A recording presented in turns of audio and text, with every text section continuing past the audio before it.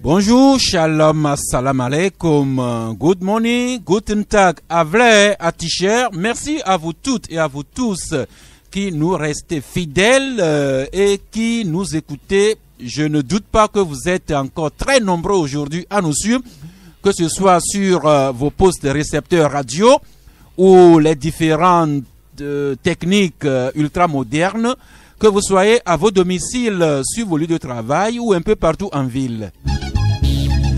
Vous qui nous écoutez ici au Togo, en Afrique et dans le monde entier, vous êtes les bienvenus au Club de la Presse de ce jour. Nous sommes le lundi 9 décembre 2019.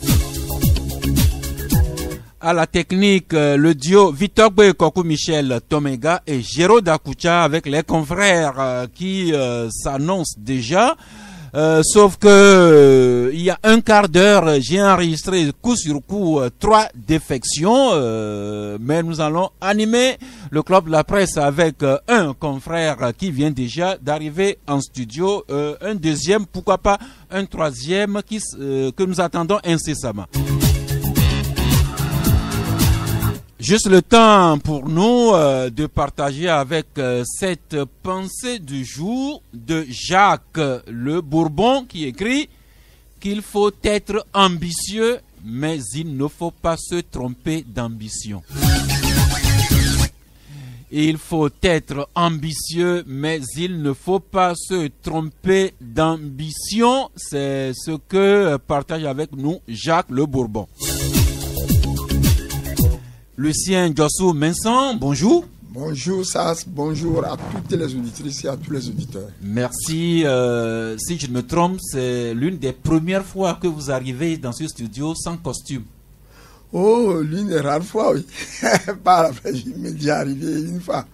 Bon, au fait, c'est la situation. J'ai beaucoup de choses à faire, je ne vais pas rester en costume pour le faire. Merci. Vous allez partager avec nous incessamment certaines de ces choses-là que vous avez à faire.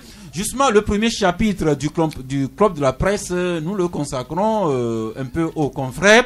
Je voudrais d'abord saluer les confrères journalistes que j'ai retrouvés hier, dimanche après-midi, en visite au palais de Lomé, l'ancien palais des gouverneurs à l'histoire très chargée et qui vient d'être aménagé en centre d'art et de culture. Hier, j'y étais avec ma petite famille et des amis. Je suis tombé sur des confrères journalistes comme Peter Togbe, comme Saturnin Noamechi, comme Noël Tadegnon. Et pourquoi j'évoque ça, Lucien Jossou-Mensan, moi-même j'étais allé au palais de Lomé hier en famille. Et avec des amis, j'ai retrouvé tous ces confrères-là qui étaient accompagnés de leurs épouses, de leurs enfants. C'était vraiment relax hier au palais de Lomé, Lucien. Oui, ça vient à peine s'ouvrir. Ce palais, comme tu l'as dit, est chargé de beaucoup d'histoires. C'était le palais des gouverneurs, ministère des Finances, palais des hôtes de marque, plein de choses. Bon, alors, aujourd'hui, on l'a transformé en palais des arts. C'est une bonne chose parce qu'il faut bien que ces vieux bâtiments, ces édifices soient destinés à quelque chose de plus culturel. Il faut qu'on sorte toujours de la politique. En outre, ce que je peux dire, c'est que c'est le tout premier moment. Nous aurons tous bientôt l'occasion d'aller visiter le lieu. Je vous le recommande avec votre famille qui a un certain nombre. Non, laissez tomber. Même si c'est une personne, nous irons découvrir le contenu de ce palais et nous allons mettre en contact avec nos réalités culturelles et artistiques et nous verrons bien ce que nous pouvons en tirer. Et puis également, 2 anecdotes au cours de cette visite hier. J'étais allé avec un neveu qui avait invité une professeure d'art allemande qui était là. Vous imaginez un peu une professeure d'art, de théâtre allemande qui est en visite de travail disons, en mission d'enseignement à l'université de Lomé, que nous retrouvons sur les lieux. Et puis également un autre visiteur que j'ai remarqué avec beaucoup d'émotion, c'est Joseph Kokou Kofigo, qui visitait également ce palais. Et Kofigo qui doit se retrouver avec des émotions particulières quand il visitait hier ce palais. Lucien? Oh, tu ne peux pas parler sans aller sur le terrain politique. Non, nous parlons d'art et de loisirs. Oui, oublions un peu ces mauvais souvenirs. Et Kofigo a été premier là-bas, comme je disais que ce palais a servi de beaucoup de cadres. Effectivement, il doit être plutôt heureux qu'aujourd'hui, l'image lugubre qui a toujours hanté ce palais depuis qu'il a été attaqué là-bas. C'était le 3 décembre 1991. Bon, il croit qu'il doit être content que ce palais transformé en palais des arts efface ce souvenir lugubre, parce que nous devons toujours nous arranger pour dépasser les mauvais souvenirs. Donc, ce que je dis, Kofigo, en revenant là-bas, il y a d'abord, ce que je veux dire, la curiosité qui l'a poussé à redécouvrir ce que ce palais est devenu. Et je te le disais tantôt, nous aurons tous le temps dans les jours, mois, années à venir, à visiter ce lieu, parce que chez nous, au Togo, et en particulier, en Afrique en général, en particulier au Togo, nous n'aimons pas les arts, nous n'aimons pas la culture. Nous préférons aller à un endroit, bon, nous avons nos préférences, mais moi j'aime beaucoup les arts. C'est ceux qui m'ont rendu visite, que ce soit chez moi. J'en sais quelque chose. Que j'aime les quand arts. je suis allé vous voir dans vos domiciles, aussi bien à Bodjome que à VV, je sais comment, vous êtes un petit amateur d'art. Eh bien, sans nous faire l'avocat, encore moins le promoteur du Palais de Lomé, nous nous permettons quand même de le recommander aux curieux, ceux qui s'intéressent à l'histoire, ceux qui s'intéressent aux arts, à la culture, ben pourquoi pas pour ceux qui s'intéressent à la botanique, nous nous permettons de vous recommander avec l'espoir que ce palais sera ouvert, effectivement ouvert au grand public bientôt. Merci Lucien. Deuxième épisode sur les journalistes. Le samedi dernier, nous étions un certain nombre de journalistes à assister au mariage dans l'église des Assemblées de Dieu d'Agoé-Niévé, notre confrère Joachim Loko, qui a convolé en juste noces avec sa jolie femme qui s'appelle Jolie Agba. Eh bien, Lucien, vous qui en savez des choses sur le mariage, vous souhaitez quand même bon ménage à notre confrère Joachim Loko et à sa jeune et belle compagne. Quand un homme trouve une femme et que les deux convolent, bon, ça c'est souvent une bénédiction divine. Et je voudrais dire seulement à notre confrère que la vie conjugale n'est pas linéaire. Et il faut que chacun, que ce soit l'homme ou la femme, ait cette volonté de surmonter les écueils et les difficultés qu'ils trouveront là-dessus. Mais un homme qui n'est pas marié, un homme qui n'a pas de femme, est un déséquilibré. Non, Lucien. Laisse-moi te parler. Je sais de quoi je parle, parce que je ne vois pas pourquoi Dieu a créé l'homme et la femme. Les deux vont de pair. Il y a une complémentarité indispensable. Ne pas avoir de femme. Bon, je te vais te donner un exemple qui va peut-être te choquer. Vous voyez que les prêtres ne se marient pas. On n'a jamais parlé de pédophilie avec les pasteurs. Quand on manque de compagnons, de compléments, ben ça se sent. Merci. Je ne partage pas. Donc, mon frère, jeune frère, doit savoir que la vie conjugale, c'est doux, parfois c'est amer, mais il faut qu'il se dise, lui et sa belle épouse, comme tu le dis si bien, doivent accepter de faire des sacrifices ensemble, de se soutenir Merci Lucien. J'avoue que je ne partage pas totalement ce que vous pensez des hommes et des femmes qui choisissent de ne pas se marier. Mais soit-on bon ménage à Joachim Loko. Et puis d'un journaliste qui se marie à un autre. Samedi dernier, c'est un autre journaliste qui va se marier lui aussi. Et ce sera dans une église catholique à Beklikame, mais attendons que notre confrère aille dire oui à son épouse devant Dieu et nous serions heureux d'en parler prochainement. Didier Asogba, bonjour. Bonjour Sass, bonjour aux auditrices, auditeurs de Canal FM et bonjour à tous ceux qui nous écoutent. Merci. Nous avons parlé des journalistes qui étaient en visite familiale et de loisirs au Palais des Lomé hier. Nous avons enchaîné avec les confrères journalistes, dont l'un s'est marié le samedi dernier, un autre qui va se marier le samedi prochain. Maintenant, nous évoquons les cas des confrères malades. La preuve, deux confrères qui ne pourront pas être avec nous aujourd'hui parce que un peu souffrant, un même souffre de maux d'yeux. Il est actuellement en consultation auprès d'un ophtalmologue. Sans citer nécessairement leur nom, Didier, vous le souhaitez à tous ces confrères qui souffrent de différentes pathologies, bon rétablissement pour que le club de la presse s'anime en grand nombre du lundi au vendredi. Oui, évidemment, on a besoin de ce que nos confrères soient en bonne santé. Des fois, les journalistes se font violence eux-mêmes pour ne serait-ce que satisfaire les auditeurs, les lecteurs. Mais si des gens imaginent dans quelles conditions les journalistes travaillent, surtout ceux qui bouclent dans le week-end, pour paraître le lundi comme le doyen par exemple, c'est vraiment... Et vous-même. Oui, nous on n'a presque plus de vie familiale. On est obligé de travailler tout le temps, toutes les heures et chaque jour. Pas de jour férié, pas de week-end, pas de dimanche. C'est vraiment un travail pénible et certaines fois, et quand on demande aux journalistes d'être des super hommes, je me demande, des gens ne savent pas ce que vivent les journalistes et voilà la preuve, nos confrères sont malades, nous leur souhaitons prompt rétablissement et surtout le problème c'est que quand les journalistes sont dans des difficultés, il n'y a personne qui est là pour leur apporter de l'aide. Vous disiez tantôt que les journalistes n'ont pratiquement pas de vie privée. Ça nous cause quelques désagréments dans nos familles, auprès de nos épouses et de nos enfants qui ne voient pas toujours leur mari et leur papa quand la femme et les enfants le voudraient. Pas plus qu'hier, j'ai eu une prise de bec avec mon épouse à ce sujet parce que c'est vraiment pas possible. Vous avez envie d'être avec des enfants, vous avez envie de causer un peu avec votre conjoint, votre épouse, mais le travail, l'obligation professionnelle vous oblige à les délaisser malgré vous. Et ce n'est pas toujours à cœur joie, mais bon, on n'y peut plus rien. On a choisi ce métier-là.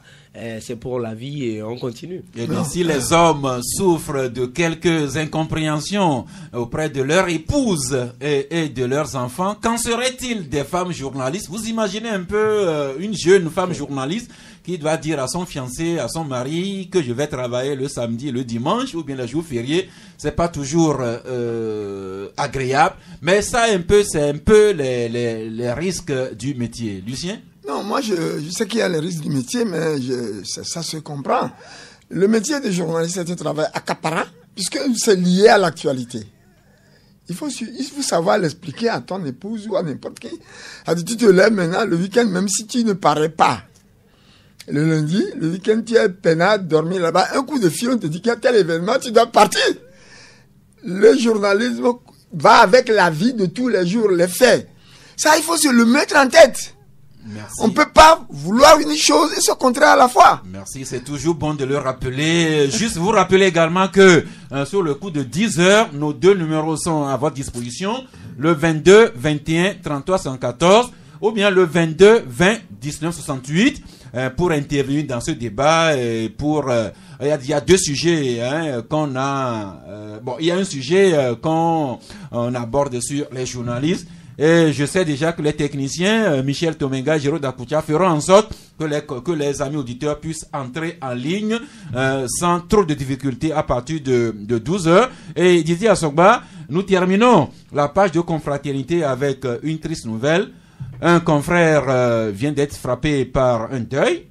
Il vient de perdre sa maman. Les obsèques auront lieu le samedi, enfin le week-end prochain, veillée de chant de prière le vendredi, le samedi donc les dernières cérémonies suivies de l'inhumation à son domicile. Et si je vous dis que le confrère, si je vous dis d'abord que les obsèques vont se situer à AVV et que c'est le plus jeune d'entre nous journalistes qui vient d'être orphelin de sa mère, est-ce que vous suivez mon regard? Oui, je suis parfaitement ton regard parce que on est ici en studio, on se voit, on se comprend. Oui, c'est toujours dur, c'est toujours difficile de perdre un parent. Quel que soit l'âge, quel que soit le moment, c'est très, très dur de perdre un parent. Je sais ce que vit le doyen actuellement pour avoir perdu déjà très jeune mon père. Je sais vraiment, c'est presque le monde qui tombe dessus. Et je souhaite beaucoup de courage à mon père, mon grand-père et mon doyen. C'est pas toujours facile, et surtout quand vous affectionnez l'être qui est parti, c'est très dur à supporter. Mes condoléances aux doyens. Et je vais profiter également pour dire mes condoléances à la famille de notre feu confrère, on va dire désormais Louis Bararmna, qui nous a laissé la semaine dernière. C'est vraiment très dur également de perdre des confrères comme ça, et surtout ceux avec qui on a eu à collaborer sur des projets, dans d'autres organes. Mes condoléances à la famille Baramna, et mes condoléances surtout aux doyens et à toutes les familles implorées d'AVV un peu partout. Merci Lucien Josumensan. Je sais que en certaines circonstances, ce n'est pas du tout facile ni agréable de parler de soi-même, mais je dois rappeler que c'était à la Pâques 2017. Vous nous avez fait l'honneur de nous inviter, mon épouse, nos filles et nous-mêmes. Nous avions passé la fête de Pâques chez vous à VV. À cette occasion, nous avions vu votre maman, qui était certes âgée, mais débordante d'énergie. Je me rappelle toutes les discussions que nous avons eues avec elle. Et c'est cette dame-là que nous allons porter en terre le week-end prochain. Elle vient de nous quitter à l'âge vraiment honorable de 97 ans. Oui. Ça, c'est un peu douloureux, comme vous l'avez bien souligné. J'ai perdu ma mère. Et ma mère est décédée le 17 octobre 2019. Nous avons mis l'information sous embargo pour deux raisons. La première raison, c'est qu'au moment où son décès, toute notre localité était sous l'eau. Il y avait l'inondation, on ne pouvait pas aller, les routes même étaient coupées d'eau.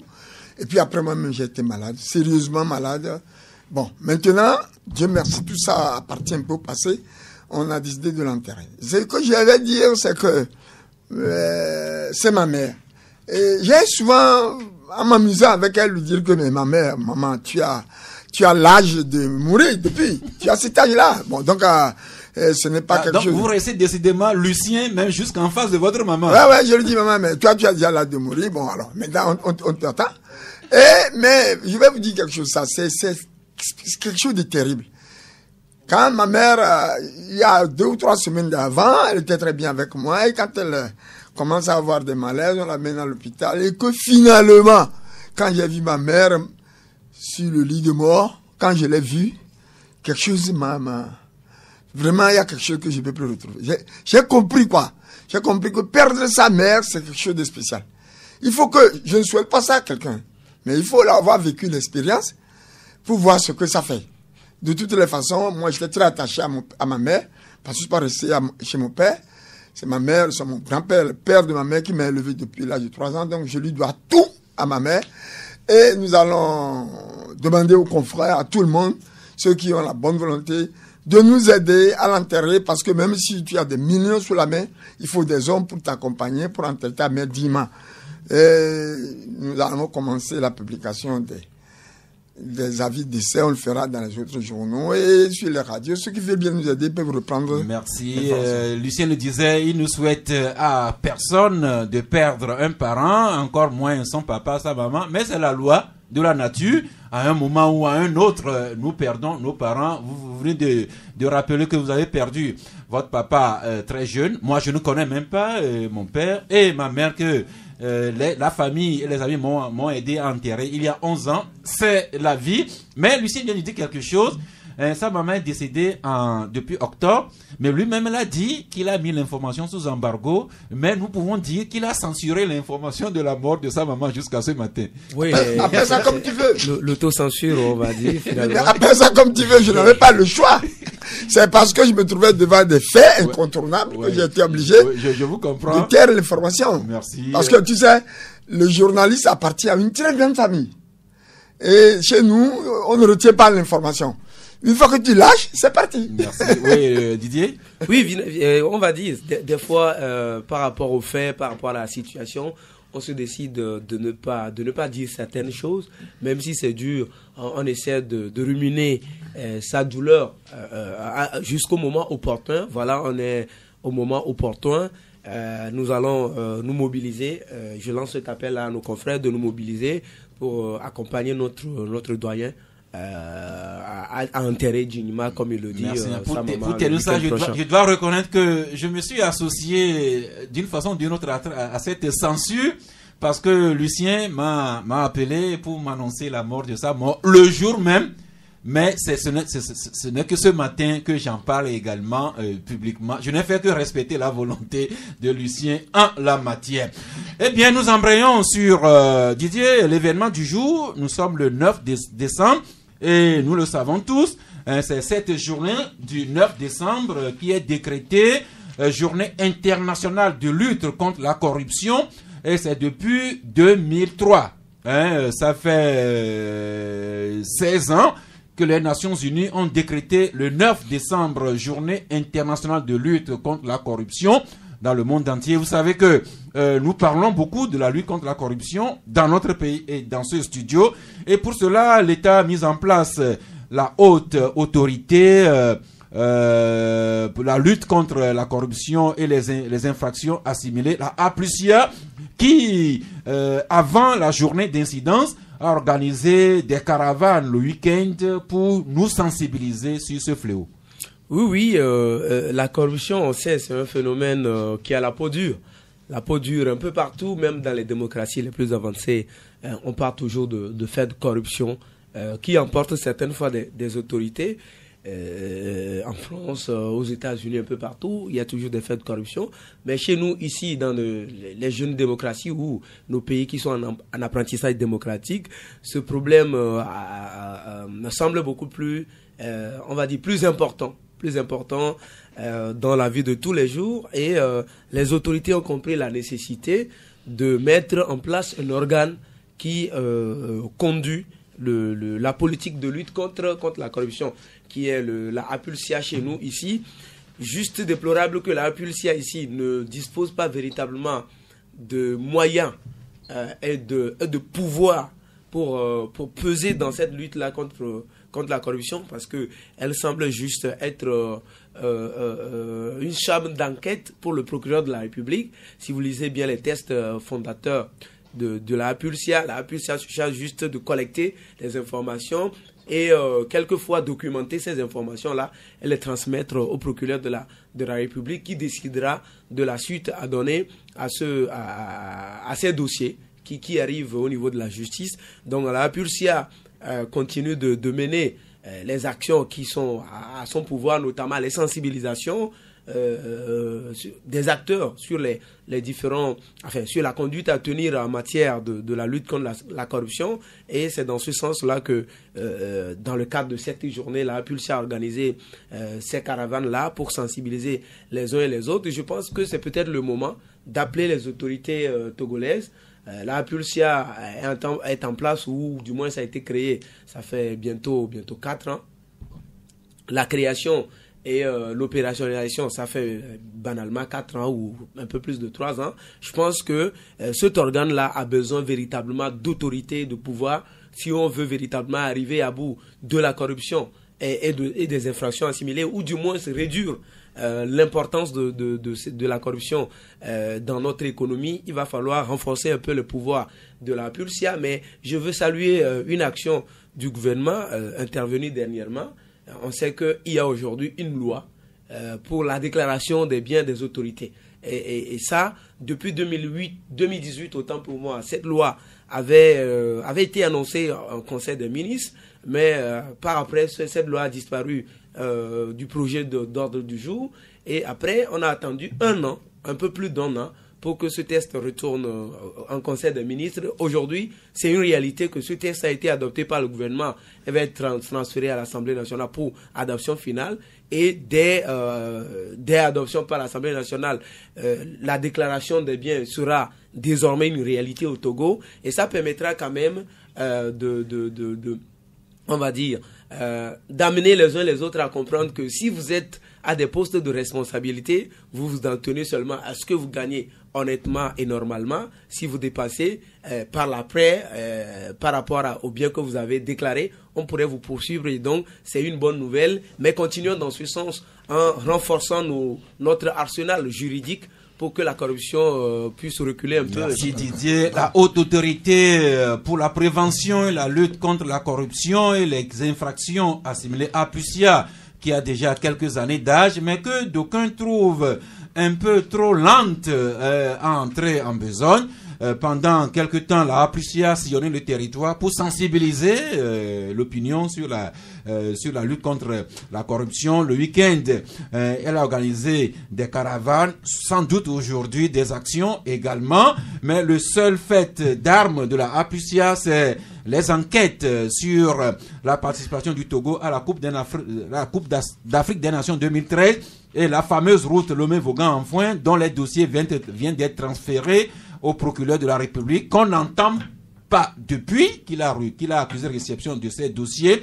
Eh bien, en plus de la APUSIA, dit de le rappeler, il y a un certain national que l'État a mis en place. Il y a ce projet de loi qui fait obligation désormais aux plus hautes autorités de l'État et des grands dignitaires de déclarer leurs biens à l'entrée en fonction et à leur sortie. Il y a toutes ces conférences, déclarations du président de la République, du gouvernement et de n'importe qui sur la lutte contre la corruption. Eh bien, voilà, nous célébrons aujourd'hui la lutte contre la corruption. Mais cette lutte-là, ce n'est pas seulement la APUSIA, c'est chacun de nous. Bon, merci. Vous savez, nous savons tous que la corruption est un phénomène planétaire multidimensionnel. APUSIA, c'est un instrument, c'est comme un outil, mais qu'est-ce que APUSIA peut faire? On vote les textes, on prévoit, on met les dispositifs en place. Tout ça, c'est bien beau.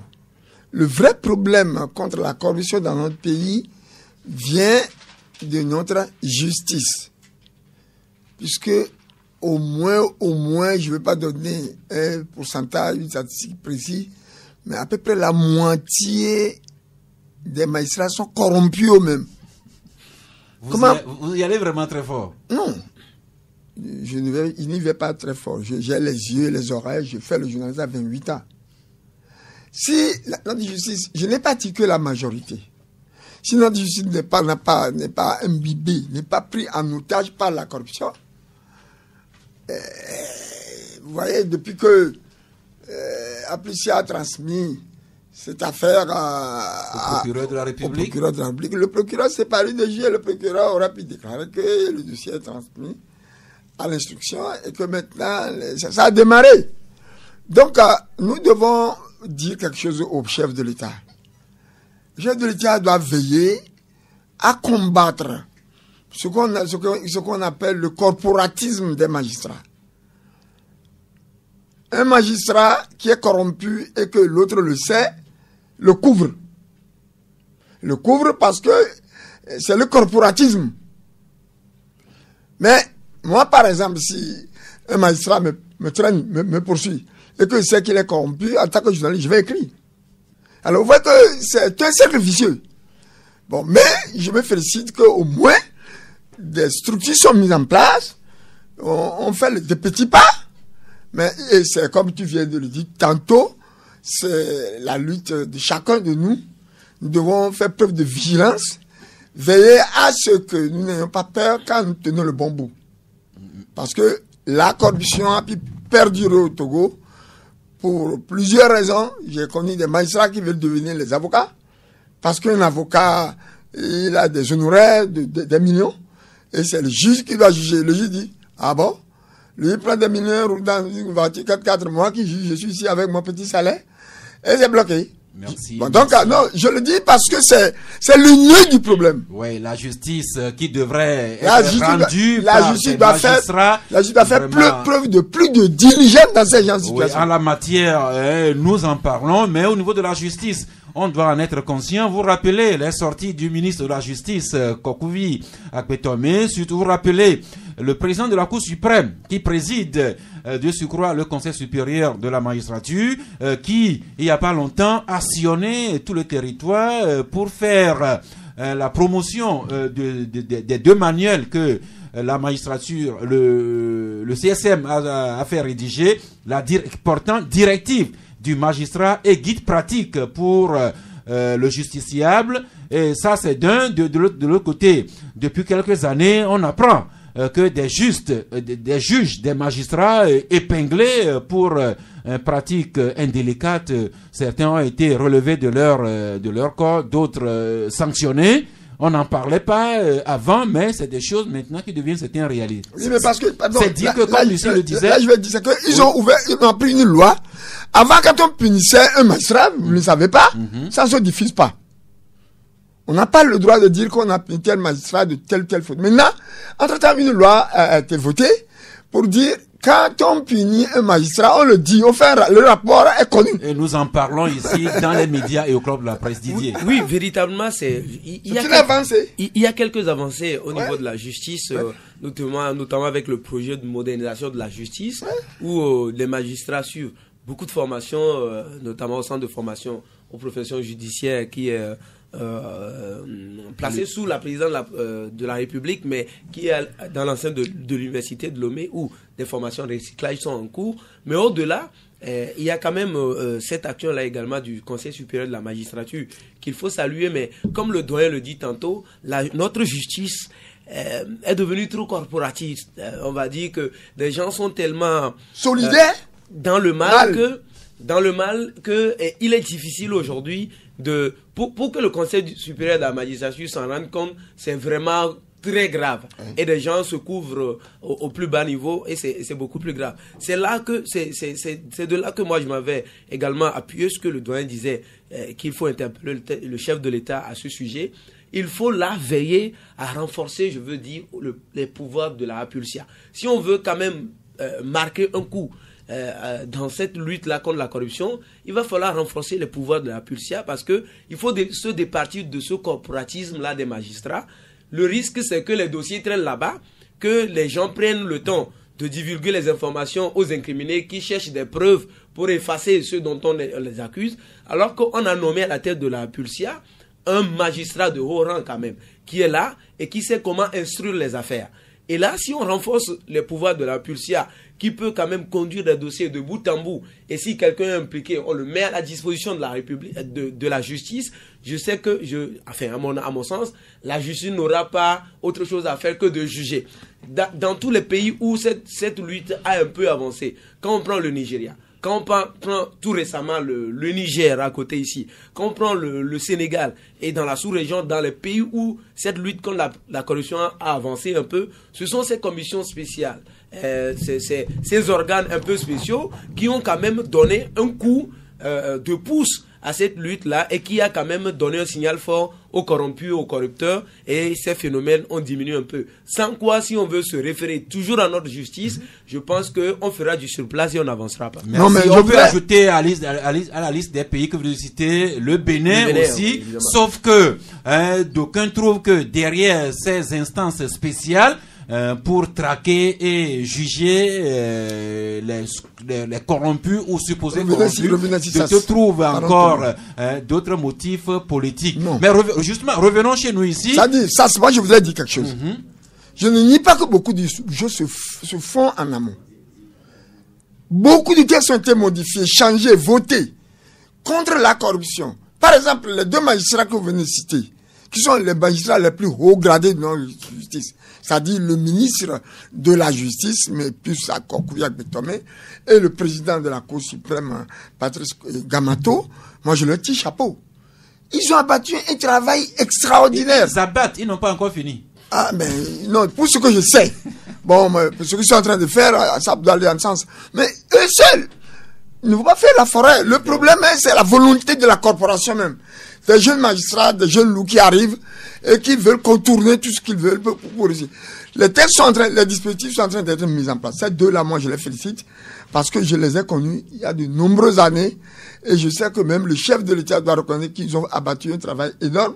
Maintenant, il appartiendra surtout, et je le dis, il appartient toujours aux patrons des hautes juridictions, des tribunaux, des procureurs, les substituts de s'approprier les textes et de leur donner une certaine rigueur dans l'application. Merci. L'État a interpellé le président de la République, le Premier ministre, le ministre de la Justice, le Conseil supérieur de la magistrature, les magistrats, mais autour d'eux, il faut également que la police judiciaire, la police elle-même, la gendarmerie, il faut qu'elle-même suive le mouvement. Et puis il y a aussi et surtout les auxiliaires de justice, que sont les greffiers, les huissiers de justice, les avocats et les notaires, pour que, comme un confrère le dit, le mouvement d'ensemble aille à son rythme. Et aujourd'hui, justement, Lucien, votre journal, vous épinglez une auxiliaire de justice. Il s'agit d'une notaire, maître Olga Ayele Koissan, que vous qualifiez de véritable calamité du notariat au Togo.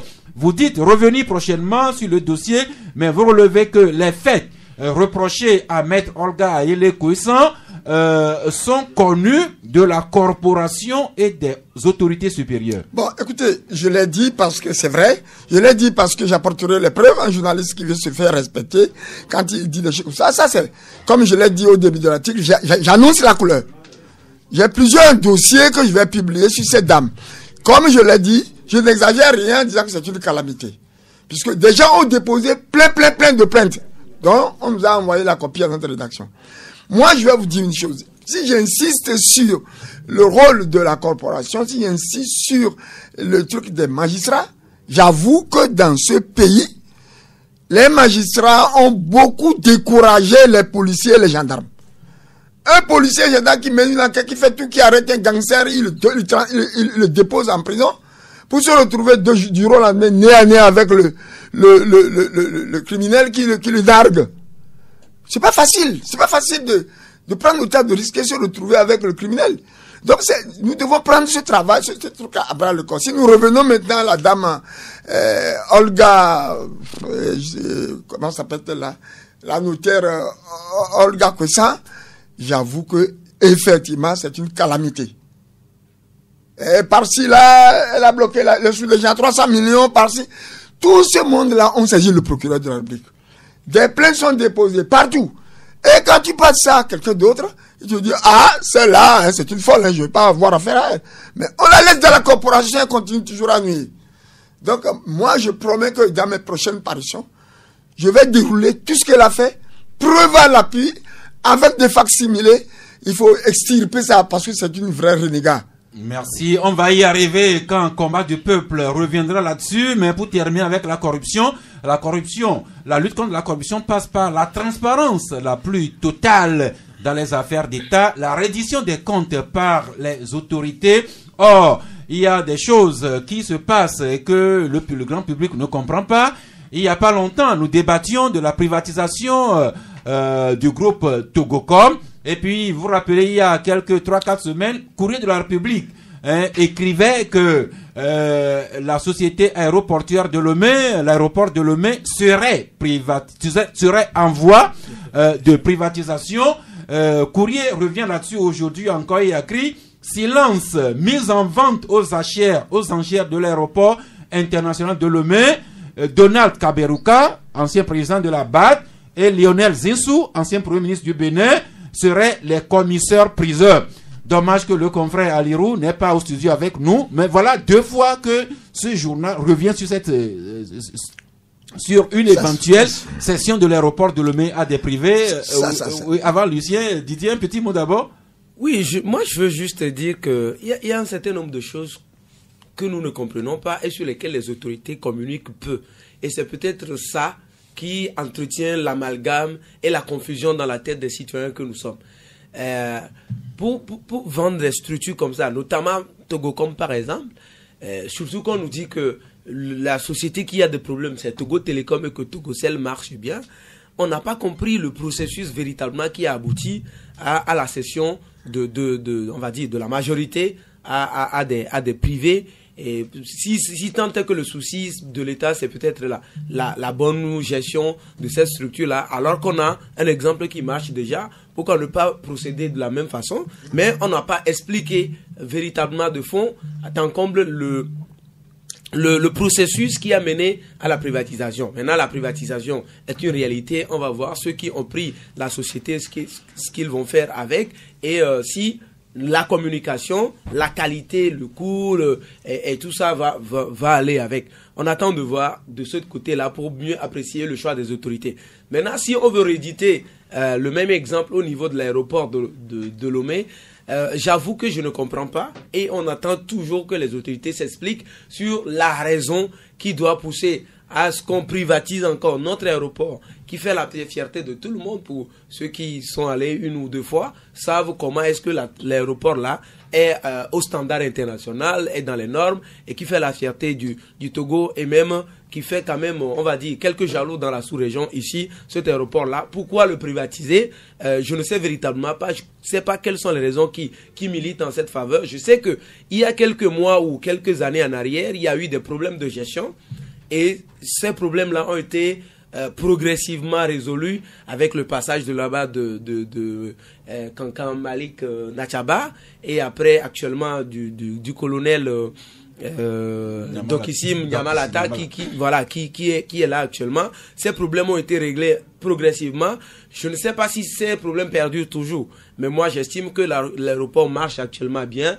Et si les autorités pensent que parce que ça marche bien, il faut privatiser pour éviter d'autres problèmes, je ne sais pas, mais on manque d'informations. Il va falloir que les autorités s'expliquent. Je rappelle que malheureusement le confrère du journal Courrier de la République n'est pas là et pour nous donner la piste de ces enquêtes. Mais je rappelle, ça fait 2 fois que ce journal titre sur le sujet. Oui, Lucien. Je rejoins mon confrère Didier, que ce que moi j'ai le plus souvent reproché au régime fort,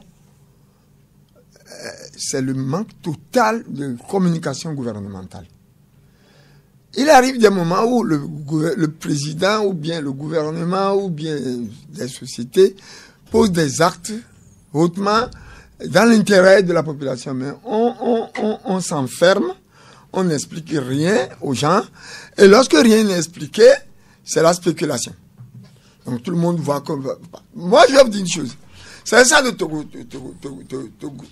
Togocom. Pourquoi on était arrivé là?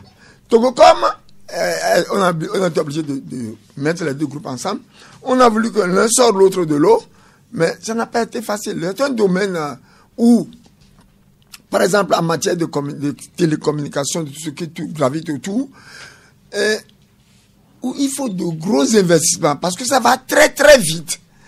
Et malgré tous les moyens dont disposait Togocel, il ne peut pas traîner qu'on appelle Togo Télécom, qui a été totalement plombé, ruiné. Mais vraiment, c'est que sous d'autres cieux, ceux qui ont commis ça doivent se retrouver nécessairement en prison pour longtemps. Bon, vous parlez de ceux qui avaient dirigé Togo Télécom en son temps.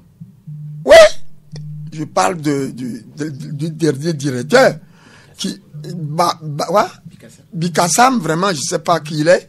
Bon, mais le problème est qu'on a tenté l'expérience pendant des années, 3-4 ans, pour que Togocel sorte le Togo de l'eau. Le malade. Mais on a compris que ça ne peut pas aller. Or, les nouvelles technologies vont très vite. Et si on veut que les deux sociétés, c'est pourquoi on a créé ce holding qui est Togocom, les deux sociétés soient vraiment rentables pour le gouvernement, il faut nécessairement privatiser ça, c'est-à-dire donner la majorité à une autre société de l'extérieur qui aura les moyens, les gros moyens d'investissement. Par exemple, si on demande à Togocel d'investir 200 milliards sur 5 ans, il ne peut pas. Donc, il faut là, mais quand on va investir et que ça sera rentable, l'État aura sa part de bénéfices. Ce serait mieux que de courir derrière le déficit. Maintenant, s'agissant de l'aéroport de Lomé, actuellement, même on est en train de privatiser l'aéroport de Paris, Roissy-Charles de Gaulle. Justement, mais en France, ça fait débat public au point que les citoyens français font circuler une pétition. Mais qu'est-ce que j'ai dit tout à l'heure? J'ai dit que le problème chez nous, c'est le déficit chronique de communication. C'est ce que j'ai dit. Toi et moi, nous pouvons être d'accord que sur le manque de communication. Si c'est que le gouvernement dit, nous avons jugé, compte tenu de l'étendue, ou bien de l'envergure, ou bien de la progression, ou du développement de notre aéroport, de le privatiser pour que d'autres choses comme ça puissent se faire. Et à terme, nous pensons en tirer profit. La presse ne va pas s'user là-dessus. Mais Oh, je ne pense pas, hein, c'est mon avis personnel, qu'un gouvernement digne ou respectueux peut investir autant d'argent pour moderniser un aéroport et se mettre comme ça à le privatiser s'il n'y voit pas son intérêt. Mais il faut quand même, nous avons le devoir de savoir. Les Togolais doivent comprendre. Les Togolais ont besoin de savoir ce qui se fait de bien et même de mauvais pour eux.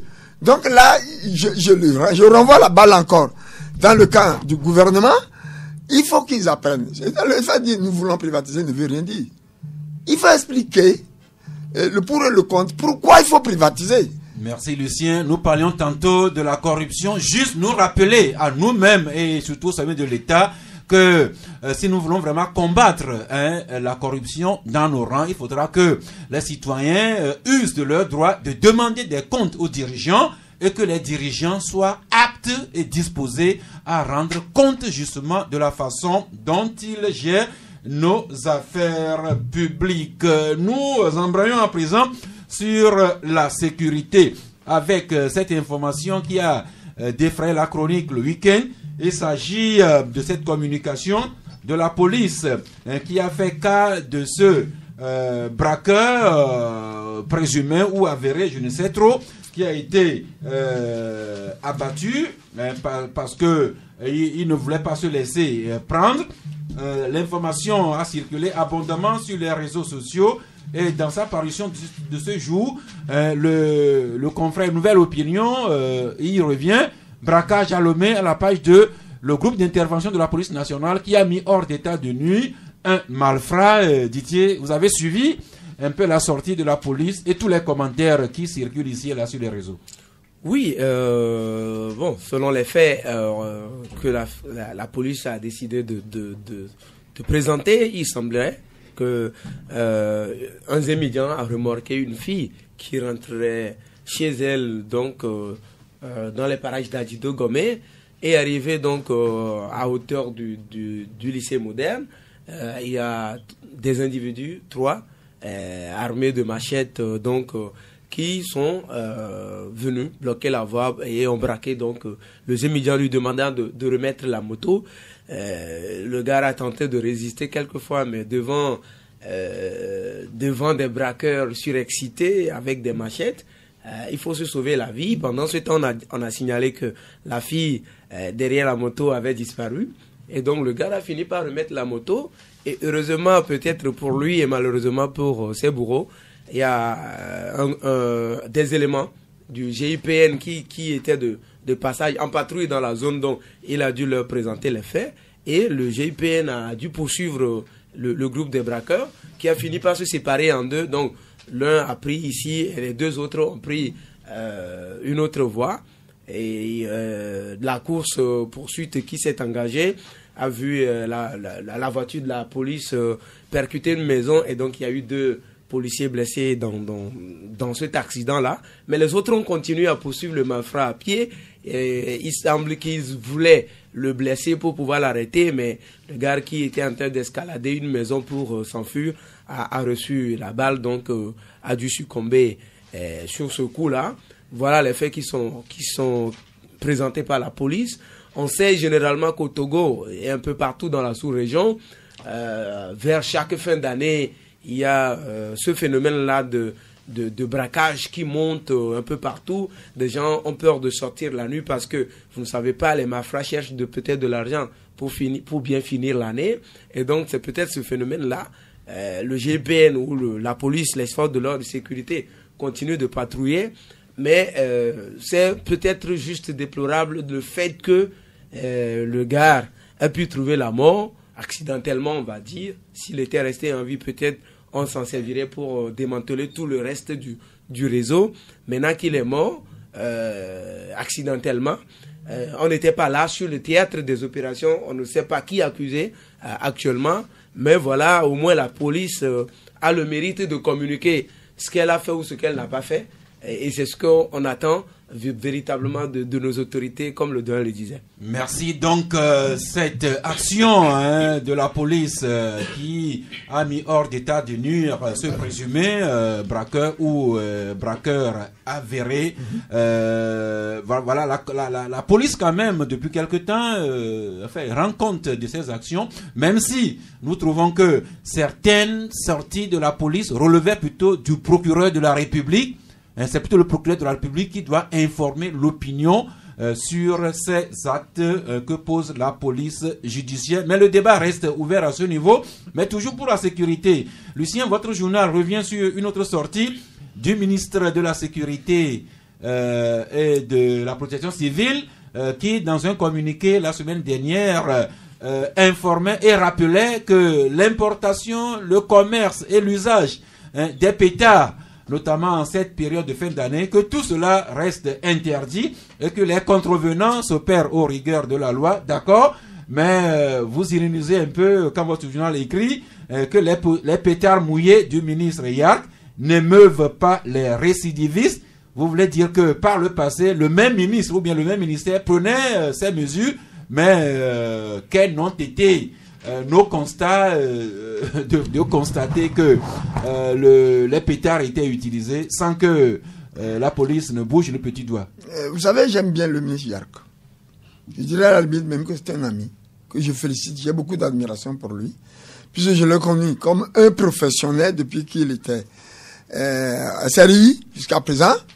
C'est quelqu'un qui a à cœur de faire ce travail. Mais quand même, nous n'allons pas passer toute notre vie à retourner sur le chemin de notre vie. Mais à quoi est liée cette histoire de pétard et de tout? C'est pour la fête. On voit ça partout dans tous les pays au monde. Mais si on veut interdire, ce n'est pas aussi compliqué. Nous avons une douane, nous avons un ministère du commerce, on a tout. Mais prenons qu'on prenne les mesures idoines pour empêcher l'entrée sur le territoire national à travers les frontières de ces petits gadgets Mais quand le ministère passe son temps à lancer des avertissements, à dire ces interdictions, c'est comme un cri dans le désert. Non, ça finira pas le ridiculiser lui-même. S'il prend une mesure, il faut que ses autres collègues des autres départements l'accompagnent. Et comme ça, nous verrons ce que ça va donner. Bon, moi, je vais vous dire des choses. Et ça aussi dépend de nous tous. Moi, je le dis souvent, je suis un père famille nombreuse, mais ça fait combien d'années, je ne sais pas, j'ai strictement interdit à mes enfants d'utiliser ça. C'est pas l'argent pour aller acheter qui leur manque. Mais si un enfant, j'entends peu dans ma maison, ça va pas passer parce que je n'aime pas l'illégalité. C'est interdit. Je dis, vous savez qu'on l'a interdit, donc faut pas le faire. Bon. Merci. Donc, Didier, le ministère a encore une fois interdit. Eh bien, nous verrons le 24 janvier, le 31, le 24 et le 31 décembre. Il faut que ses collègues, il faut que les collègues ministère du commerce, douane, tout ça, il faut qu'ils l'aident. Lucien, nous verrons le 24 décembre, le 24 et le 31 décembre, si Yark aura été écouté ou encore une fois défié. Non, pourquoi vous voulez attendre le 24 décembre? Ou le 31. Ça a commencé déjà. Mais vous n'avez pas entendu ce week-end des coups de pétard un peu partout à l'eau. Moi, je suis dans mon village, à Sagbado là-bas. Moi, j'en ai entendu plein déjà des coups de pétard à Lomé. Mais le problème, c'est cette dichotomie-là. Entre ce qui se dit et ce qui se fait. Voilà. Entre ce qui se dit et ce qui se fait. Les pétards viennent régulièrement chez nous ici. Ouais. Certaines fois au port, certaines fois au niveau des frontières. Mais on prend quand même des taxes dessus. On prend des taxes sur l'importation des pétards. Eh ben, vous prenez des taxes, vous voulez pas que des gens vendent. Les gens vendent tranquillement. Et certaines fois même, il y a plein d'enfants d'autorité qui aiment lancer les pétards. Et il faut être près des quartiers résidentiels certainement pour voir des enfants, des gens, des riches qui aiment les coups de pétard, entendre les coups de pétard, et ils affectionnent ça. Peut-être que toute l'année ils n'ont pas eu peut-être l'occasion de s'éclater. C'est autour des pétards certaines fois que les gens s'éclatent. Mais je serais d'accord avec le ministre parce que les contextes ne sont pas comme avant. Les contextes sont difficiles avec le terrorisme, avec d'autres choses. Et il serait mieux qu'on n'effraie pas trop de gens et que des gens ne pensent pas rapidement à d'autres explosions et autres choses. Parce que si on est habitué au coup de pétard et qu'il y a de vraies explosions, on va se dire non, que c'est du pétard, mais que ça ne fait rien et que ça fera quelque chose. Je suis d'accord, peut-être que le ministre veuille interdire ça. Mais il va falloir que, comme le doyen l'expliquait, que son collègue en charge du commerce et que les responsables de l'ETR s'impliquent dans cette politique commune-là pour que si quelqu'un importe des pétards ici, on lui dise à la douane que ça ne passe pas, on ne prend pas de taxes, mais on confisque. Mais si on laisse passer, on prend les taxes régulièrement et on laisse passer au cordon douanier, les douaniers, je crains que le ministre, comme il le dit, va peut-être lancer juste de pétards mouillés à chaque fin d'année et que ça sera ridicule à la fin et ce n'est pas bien. Merci, mais je crois savoir que l'événement Caliente va être célébré dans la nuit du 31 décembre au 1er janvier et à cette occasion, il y a un véritable feu d'artifice qui est animé à la place de la Colombe de la Paix. Je présume que les organisateurs de Caliente prendront les dispositions légalement et officiellement pour avoir l'autorisation et informer l'opinion. Quand nous sommes en train de faire des débats, il faut éviter les amalgames. Dans tous les pays, en France, même partout, on fait des trucs là, qu'on appelle comment tu l'appelles tout à l'heure? Caliente. Oui, c'est normal, et puis ça, c'est le informé. Mais quand nous parlons de pétard, ça n'a rien à voir. Quand les gens, tu passes là, on te jette ça entre les jambes. Même d'autres, les enfants ont tendance à le jeter sur ta voiture. Mais c'est pas la même chose. De là-bas, mais va faire de l'amalgame. Merci. Je voulais juste donner l'information complète sur le sujet. On va finir rapidement avec juste une revue de presse sur l'actualité politique qui porte sur la période pré-élection président de la République en 2020. Juste une revue de presse avec le confrère Le Républicain Info qui nous annonce le 13e candidat qui vient de se déclarer. Il s'agit de Sir Edem Agbessi Y.D. C'est le 13e candidat qui s'est annoncé. Juste rappeler que toutes ces candidatures annoncées ou investies doivent faire la formalité de se déclarer officiellement à la CENI et de voir leur candidature véritablement validée par la Cour constitutionnelle.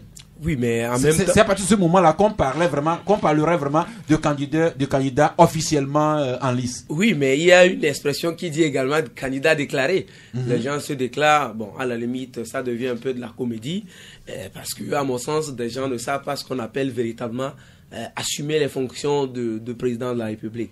N'importe qui ne peut pas se lever et sortir de nulle part. Et un inconnu peut dire que je ne vois pas par quelle magie des gens peuvent arriver, les gens là qui s'annoncent, peuvent arriver quand même. On parle quand même de sérieux là, du président de la République. Hein. On ne parle pas d'une mairie. Même pour une mairie ici, on a vu ce que ça a été dernièrement.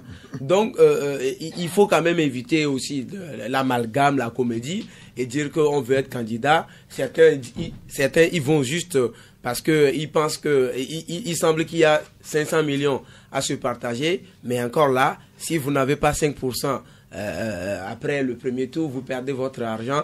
Et donc, il faut que des gens y pensent également avant de continuer à annoncer leur candidature. Mais on attend de voir à la date de la clôture du dépôt des candidatures et leur validation, leur examen et validation par la Cour constitutionnelle, ceux qui véritablement seront retenus pour la course à l'élection présidentielle. Et en ce moment-là, on jugera des forces et faiblesses de tous les candidats. Merci. Toutes ces 13 candidatures annoncées ou investies, c'est un peu... Et pour les 13 là, pour le moment, il n'y a pas Fornia Singbe dedans. Enfin, il n'y a pas encore de candidats de parti au pouvoir uni. Et justement, c'est un feuilleton qui s'anime. Nous vous donnons les derniers épisodes par voie de presse aujourd'hui. C'est Togo Matin qui parle de candidature de Faure Gnassingbé en 2020. Le mouvement de soutien à Faure Gnassingbé ne veut rien lâcher. Et ce mouvement s'est illustré le week-end dernier dans la préfecture de Blita, comme nous l'écrit Nouvelle Opinion. Militants et sympathisants du Parti Uni dans les rues de Blita pour réclamer la candidature de Faure Gnassingbé. L'éveil de la nation qui revient sur la nouvelle jeunesse de soutien au président Faure Gnassingbé, qui demande aux instances du Parti Uni d'investir Faure Gnassingbé, et le même l'évêque de la Nation qui écrit que présidentielle 2020, les taux se resserrent autour de Faure Gnassingbé. Lucien Jossou-Vincent, on peut parler d'un véritable étau qui se resserre autour de Faure Gnassingbé. Non, tout ça, c'est pas du journalisme. Tout ça, c'est des non-événements. On appelle ça des épiphénomènes. Rien, aucune loi togolaise, actuellement, n'empêche Faure de se présenter. Ça, nous l'avons déjà dit. Nous l'avons toujours répété. Nous avons toujours dit que légalement, il peut poser sa candidature. Mais Faure, s'il veut être candidat, il sera candidat. On a besoin de parler des taux. Faure est le candidat naturel de l'UNIR, dont il est le président. Je ne veux pas ouvrir un débat sur ça. Mais c'est pas un débat, c'est juste, comme je l'ai dit, c'est juste une rapide revue de presse. Les confrères l'ont écrit. Ils n'ont rien écrit. Ils n'ont rien écrit. Ils l'ont écrit. Parce qu'ils écrit quelque chose qui existe, qu'on connaît. Nous faisons une revue de presse, nous vous donnons ce titre-là, juste le temps d'observer une petite page commerciale, et nous nous ouvrons à vous sur la partie inclusive du Club de la Presse. 93.5 Canal FM.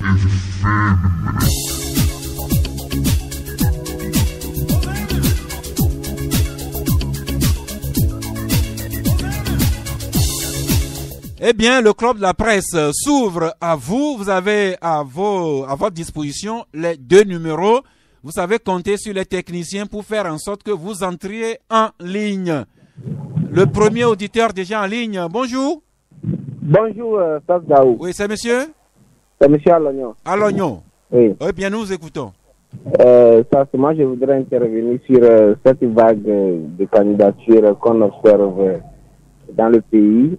Et ça dit, comme un de vos confrères vient de le dire, la présidence de la République, Stas Daou, ce n'est pas un président de comité de famille.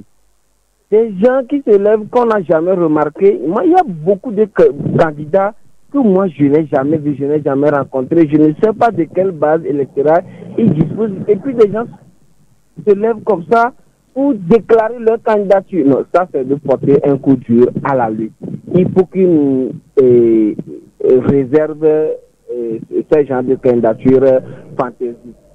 C'est vraiment important.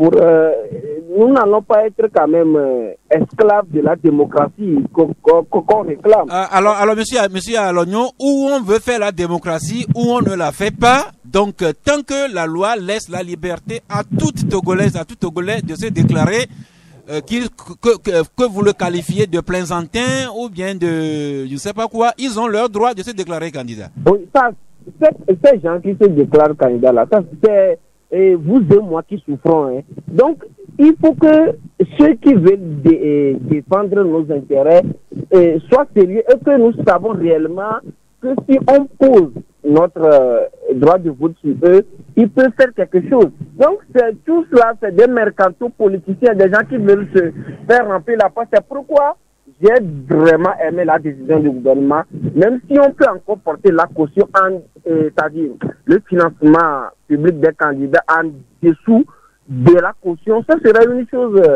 très bien. Merci, monsieur Alognon, c'est votre droit. Encore une fois, la loi laisse la liberté à tous les Togolais, de se déclarer candidats, et les citoyens ont une occasion de se prononcer. C'est le jour du vote.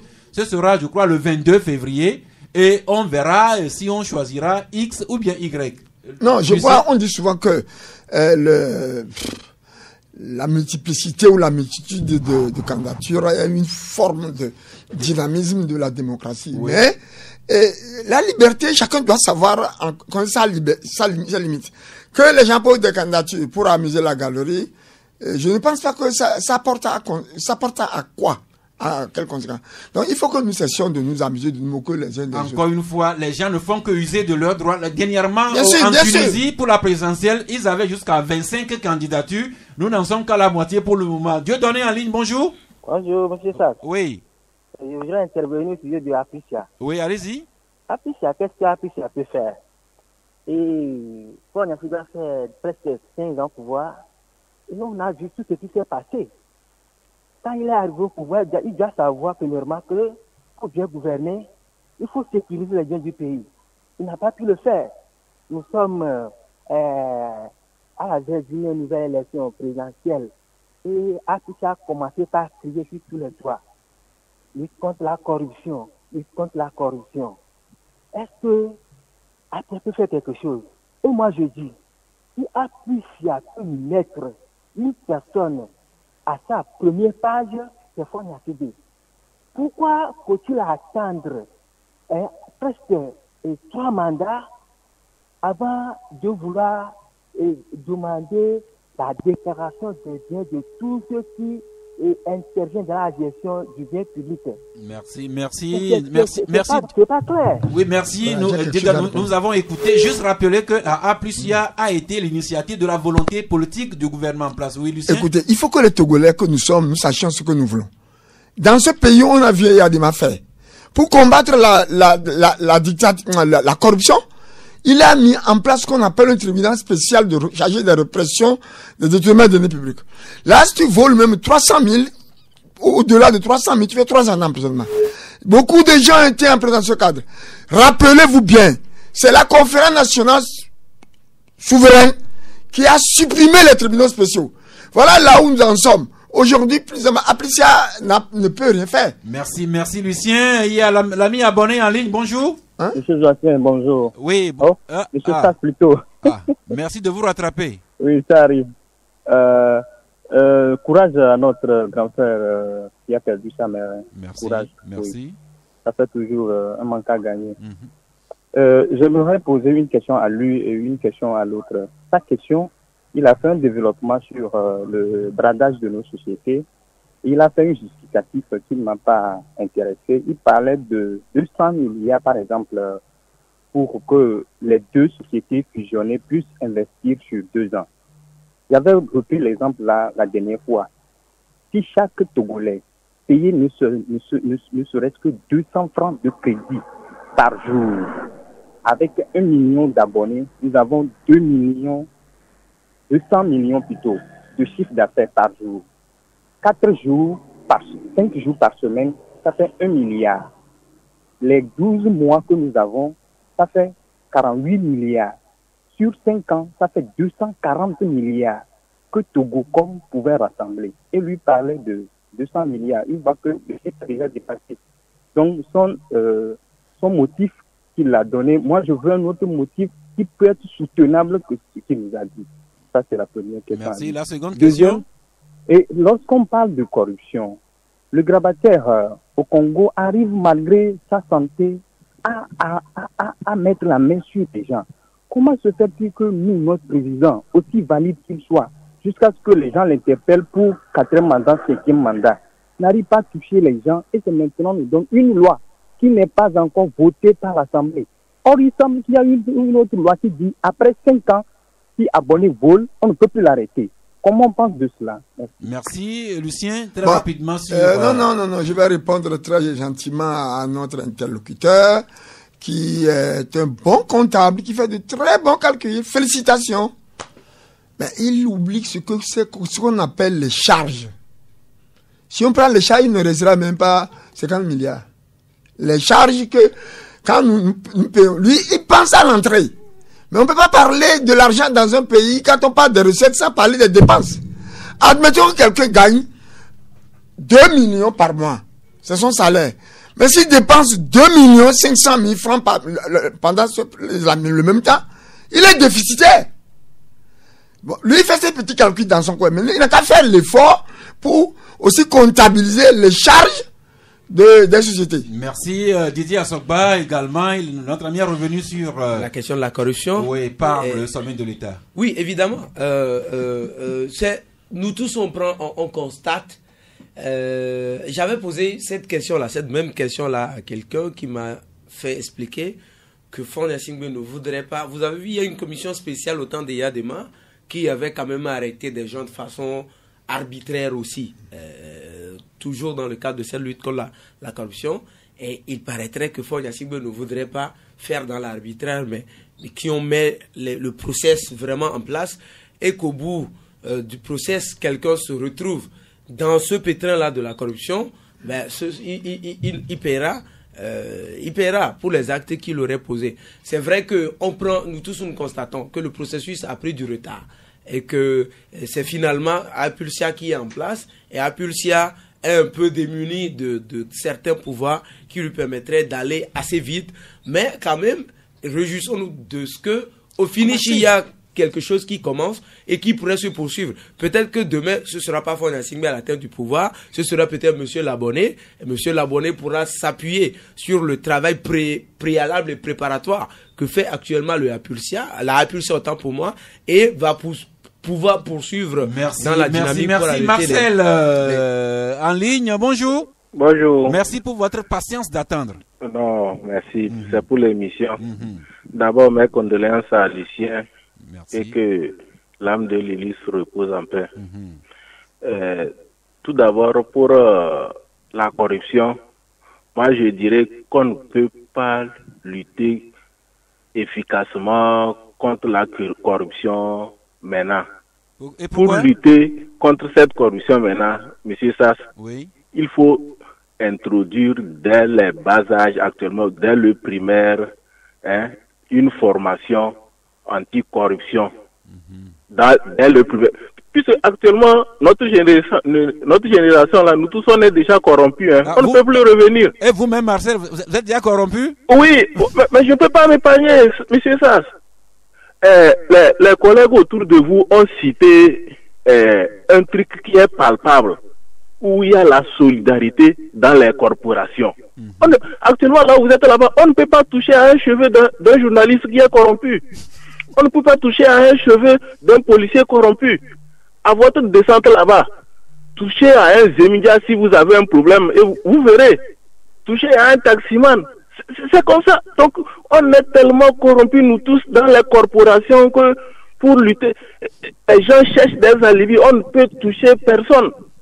Donc, nos enfants et nos petits-enfants, quand eux vont grandir avec une formation de base, ils vont pratiquer ça. Sinon, nous-mêmes, là, on peut réduire légèrement. Mais, ça dit, on peut prendre les malchanceux et les juger, mais nous tous dire que lutter efficacement contre la corruption, moi, je vois que c'est impossible. Merci, Marcel. Oui, non, ce qu'il dit est assez important. Dans mon développement, j'avais dit que même dans les pays les plus développés, le problème persiste. Peut-être sous une autre forme. Sous une forme de méritocratie, je vais prendre mon frère qui est peut-être bon. Et je sais que si je vais justifier que c'est sur cette base-là que je le prends, mais je le prends quand même sur une base de la corruption. Mais il est quand même bon, il fait ce pourquoi je le prends, mais quand même derrière c'est de la corruption. Ça, c'est comme ça, les gens ont modernisé la corruption. Mais chez nous ici, sauf qu'on le fait de façon assez, entre griffes, je ne sais pas, bête, et on le fait de façon, on y va trop vite, et ça dérange la République, ça dérange l'économie, ça dérange tout le monde. Sinon, la corruption, on peut pas l'annuler. C'est impossible. Sinon, si je vous demande un service, vous allez jamais me le rendre parce que vous allez penser à la corruption. Ça dépendra du service que vous m'en devrez. Donc, on ne peut jamais annuler la corruption, mais on peut réduire la corruption. Merci, Papa Sibiti en ligne. Bonjour, mes directeurs. Bonjour, Papa Sibiti. Tout d'abord, mes condoléances à Monsieur Lucien. Merci. Ça lui va tout droit au cœur. La paix, que notre maman, que Dieu la garde à côté de ses mains droites. Deuxièmement, la corruption. C'est le président de la République a dit qu'une minorité, c'est elle qui profite. Donc, il les connaît. Pourquoi ne pas les dévoiler? Il faut qu'il y ait quelque chose comme la haute volta, comme vous appelez Burkina aujourd'hui. Vous voyez, avec Sankara, la présidence doit être forte. Les gens, vous avez des maisons. Ce matin, Victoire FM l'a dit. Les maisons, c'est facile. On peut dire, mais cette maison appartient à à mon frère Lucien, ou mon fils, vous. Oui. Mais combien le monsieur gagne pour avoir cette maison?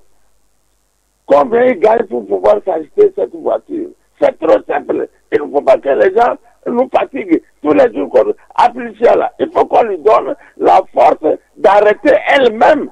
S'il faut arrêter, amener à quelqu'un, c'est déjà loin. Les choses, ça va se perdre. Merci beaucoup. Merci Papa Sibiti, sauf que en démocratie avec la justice, tout ce qui est tribunal extraordinaire est mal vu, notamment par les défenseurs des droits de l'homme. Non, mais de toute façon, si on veut arrêter la gangrène, il va falloir passer obligatoirement par là, même peut-être sous une autre forme, où on permet à Apulsia d'instruire le dossier jusqu'à la fin, et quand on prend l'individu, on le met à la disposition de la justice, on le juge en flagrant délit. Parce que si la Apulsia va juste collecter les dossiers pour donner au procureur de la République, qui va ouvrir l'information au niveau de ses substituts, qui vont entre-temps appeler la personne, la personne va commencer par trouver des éléments pour effacer les preuves, je vous dis, on aura fait tout ça là pour un gros rien. Merci, monsieur Kolani en ligne, bonjour. Allô, bonjour, Sas. Oui. Oui, je salue le plateau et puis nos condoléances pour notre aîné là-bas, sur le plateau. Et beaucoup de courage. Merci. Bien sûr que c'est l'enfant qui enterre sa mère. Ok, pour la corruption, monsieur Sass, finalement, on vous a écouté sur le plateau. Quel est le rôle du procureur quand il prend son salaire chaque fin de mois? C'est Apulsia qui va lui donner encore des dossiers. Nous avons entendu sur dossier, quand les gens parlent même dans la presse, l'Apulsia et le tribunal s'auto-saisit. Et puis, Lucien Joshua dit quelque chose au niveau des notaires. Oui, c'est des corporations comme ça, au niveau des huissiers, au niveau des avocats. Quand ils commettent des choses, tu ne sais pas où se plaindre. Ils sont là dans leur corporation pour dire, ah, c'est un ami, il faut le couvrir. Mais tout ceci est dû à quoi? Parce qu'on a oublié nos réalités africaines. On n'a plus de valeur, on n'a plus la solidarité, on n'a plus d'intégrité. Et puis, tout le monde court derrière le matérialisme. Et c'est ce qui pose ce problème. Celui qui m'a précédé a dit quelque chose qu'il faut introduire ça à l'école. C'est pas question d'école, c'est question d'éthique de nos parents, de nous montrer que ceci n'est pas bon. En Afrique, si on ne vole pas, on ne triche pas, on ne fait pas la prostitution. Mais quand les gens ont importé tout, et nous le consommons, on n'a pas l'idée même de crier, d'initier. On n'est que des consommateurs, qu'est-ce que vous voulez? La fois passée, le chef de l'État a reçu le génie chinois là, le milliardaire. Oui, Alibaba. Oui, allez-y en Chine voir, quand on parle de la corruption, ou bien quand tu voles, c'est un crime, on te condamne et puis à mort. Mais il faut l'introduire ici. Et puis les maisons des gens poussent, les maisons des juges, tu ne sais pas comment, parce qu'un juge, combien il gagne et il va construire une maison en 4 mois, quand vous voyez ça, les gars, ça va vous étonner. Des jeunes juges, je ne sais pas quelle législation, monsieur. Mais c'est pas bien. Et puis les officiers aussi, il faut voir aussi au niveau des états-majors. La surfacturation, je l'ai bien dit, moi j'ai travaillé au CASEF, on n'a qu'à revoir même au niveau de l'armée. C'est la surfacturation, c'est au niveau de l'armée, les officiers, la supérieure là. Allez-y voir leur maison, comment ça pousse à Guelsi. Combien ils gagnent? Un colonel ou bien un général? Merci pour votre chef. Je vous en prie, l'ami Kolani. Nous venons à l'ami Kokou qui a dû attendre un peu en ligne, sans doute fatigué, peut-être parti, mais il va revenir, n'est-ce pas, l'ami Kokou? Allô, bonjour. Oui, c'est M. Abdel. Abdel. Oui. Eh bien, vous êtes en ligne.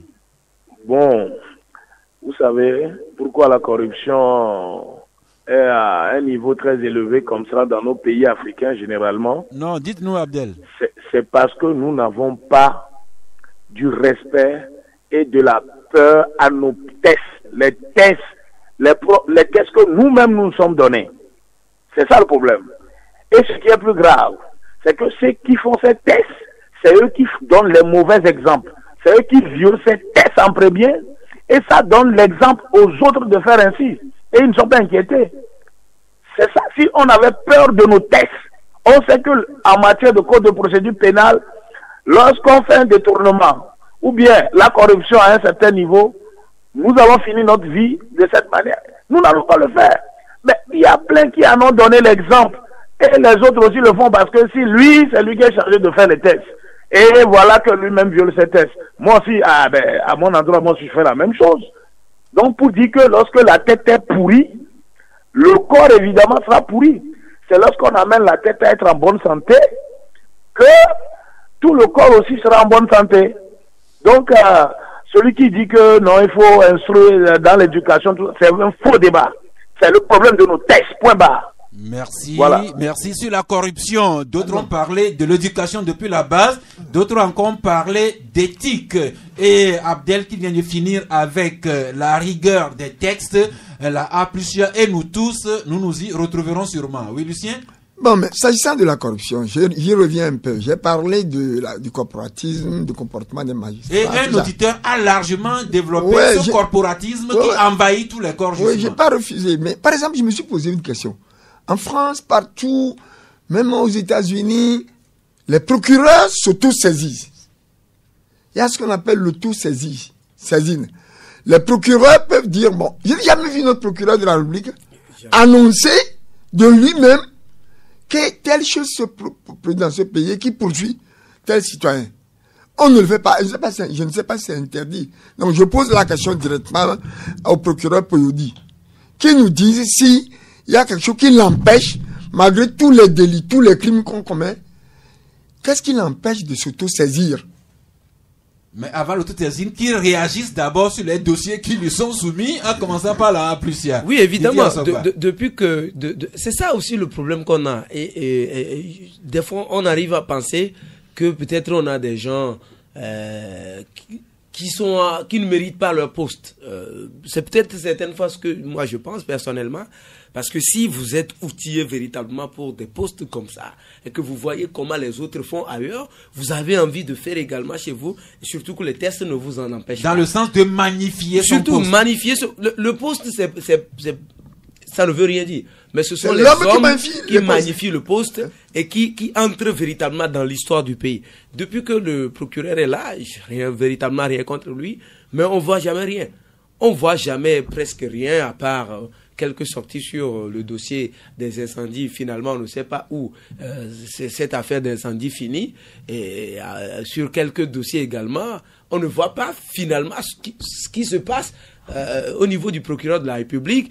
Des gens ont crié par ici. Nous, on a écrit tellement des choses. Sur la route Lomé-Vaughan, enfin, le procureur n'a jamais rien dit. Sur bien d'autres choses qui engagent la vie de la nation, le procureur n'a jamais rien dit. Et dernièrement, la police a pris soin de communiquer qu'elle a transféré 2 dossiers au niveau de la justice. Le procureur n'a même pas pondu un seul communiqué pour dire que comme ça... J'ai accusé au moins réception. Rien du tout. On ne dit rien aux citoyens. Mais finalement, c'est à croire que les gens ne méritent pas leur poste.